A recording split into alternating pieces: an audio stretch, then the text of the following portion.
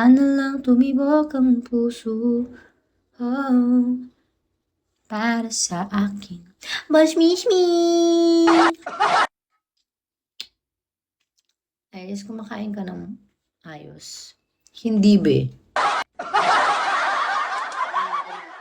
Charot. Thank you din po, bossing na pogi. Bon sa load. Wala pa nga ako ref eh. Di ba may ref ako? Di ko kinuha. So, bibili ulit ako ng ref.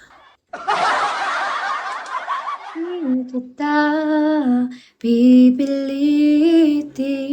sundin man iyong dalangin.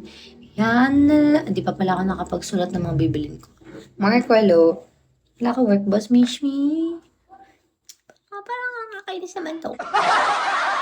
Hindi ka show mga ano pa ko lang dyan? Pagmamahal. Charot. Raketa. Alam mo, hindi mabubuong bahay pag walang pagmamahal. Kaya mamahalin ko na lang sarili ko. Sabi ko, oo nga pala, dapat pala nagpaano ako, no? Housewarming, diba? Warning siya ba? Hindi siya warming. Literal na warning. Boss, oy, racket. Parang puno-puno kayo ng baril, no? Resting, hello. Salamat po.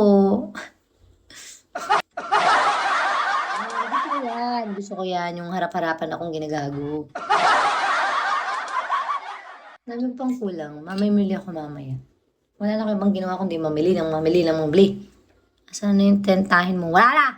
Pinatay ko na be. Wala na siya. Kaya nga wala akong content ng trentahin, di ba? Kasi wala na nga.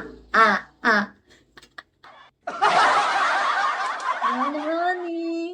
Hindi nga umabot ng 14. Siya lalo. Wala na nga, di ba? Mapera ka naman. Amen. Mayaman ako sa pagmamahal. Uy, alam nyo, yung nanay ko pinagduto. Alam nyo kasi, huwag na nga. Masyado akong open sa inyo. Alam mo, feeling ko nga sa akin, malas yung 14 sa akin. I mean, yung Valentine's. Kasi yung nakaraan ko din, nawala siya bago ba Valentine's. Ganon, ano yun, nagtitipid? Nagigigil ako eh. Dahil, ang talo. Sino ba makita yung apartment ko? Wag na. May kakilala ko masaya ng Valentine. Alam mo, yung mga masasaya ng Valentine, sayahan mo sila, be. Ayoko rin malaman